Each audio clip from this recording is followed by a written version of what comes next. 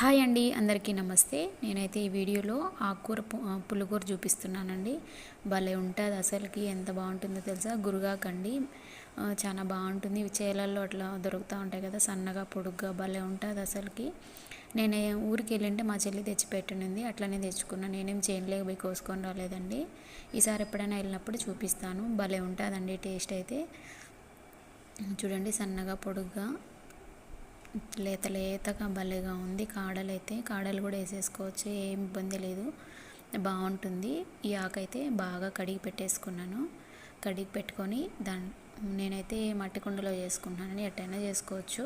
కుక్కర్లో అయితే పెట్టాల్సిన అవసరం లేదు, ఎందుకంటే ఒక 5-10 నిమిషాలు ఉడికితే సరిపోతుందండి ఆకుకూర కాబట్టి. దీంట్లో చింతపండు, పచ్చిమిరపకాయలు, అట్లనే టమోటాలు కూడా వేసి కొంచెం నీళ్ళు వేసుకొని ఉడకబెట్టుకుంటే సరిపోతుంది.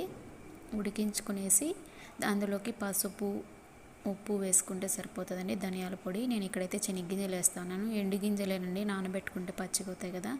దీంట్లోకి శనగగింజలు కానీ లేదంటే పచ్చి గింజలు ఉంటే కూడా వేసుకుంటే బాగుంటుంది. అట్లనే ఇవి ఉంటాయి కదండి, ఏంటంటే అలసందలు ఉంటాయి కదా, పచ్చి అలసందలు, అవి వేసుకుంటే కూడా చాలా బాగుంటుంది. మనకు పచ్చివి ఎక్కడ దొరుకుతాయి చెప్పండి. అందుకే నేను గింజలు నానబెట్టి ఉడకబెట్టుకొని దాంట్లో వేసుకున్నా. దీంట్లో అయితే పసుపు, ధనియాల పొడి, ఉప్పు వేసుకొని బాగా ఉడికించుకునేసాను. ఇట్లా ఉడకబెట్టుకున్న తర్వాత నీళ్ళన్నీ పక్క కొంపేసుకుంటేనే మనము పప్పు రుద్దుకోవడానికి, పప్పు గుత్తితో ఎనుపుకోవడానికి బాగుంటుంది. ఇట్లా విధంగా మెత్తగా ఎనిపేసి కాసేపు ఉడకబెట్టుకున్నానండి. సగం ఉడకబెట్టుకున్నాను శనగగింజలు. ఆ గింజల్ని ఇక్కడ పులిగూరలో వేసేసి ఇట్లా కలిపేసుకోవాలి. మొత్తం కలిపేసుకొని దీన్ని మనం తిరగమాత పెట్టుకుంటే సరిపోతుందండి. పెనంలో నూనె, ఆవాలు, జీలకర్ర, ఎండుమిరపకాయలు, అట్లనే ఎల్లుల్లిపాయలండి, తెల్లగడ్డలు కట్ చేసైనా వేసుకోవచ్చు, లేదంటే కొంచెం చితక్కొట్టైనా వేసుకోవచ్చు, బాగుంటుంది. ఎర్రగడ్డలు కూడా వేసేసుకొని, కరివేపాకు, ఎర్రగడ్డలు వేసుకొని ఇట్లా ఒక 50% వేపించుకుంటే చాలండి. ఇట్లయితేనే బాగుంటాయి. మరి ఎక్కువ వేపినా కూడా బాగుండదు, నాకైతే ఇష్టం లేదు. దీంట్లో కొంచెం ఇంగువ, మెంతి పొడి ఉంటే కూడా బాగుంటుంది. నేను అయిపోయినాయి, అందుకే నేను వేయలేదు. మీరు వేసుకోండి, ఇష్టమైన వాళ్ళు, బాగుంటుంది. అంతేనండి. ఇంకా మనం పెట్టుకున్నాం ఆకుకూర పులిగూరని దీంట్లో వేసేసుకొని ఒక 5 నిమిషాలు ఉడకబెట్టుకుంటే సరిపోతుంది.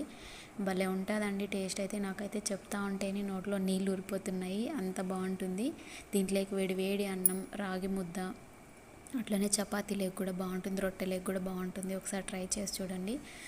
చాలా అంటే చాలా బాగుంటుంది. ఇదైతే పల్లెటూర్లలో బాగా దొరుకుతుందండి. ఎప్పుడైనా పల్లెలకు వెళ్ళినప్పుడు తెచ్చుకోండి. అట్లనే నచ్చితే ప్లీజ్ లైక్ అండ్ సబ్స్క్రైబ్.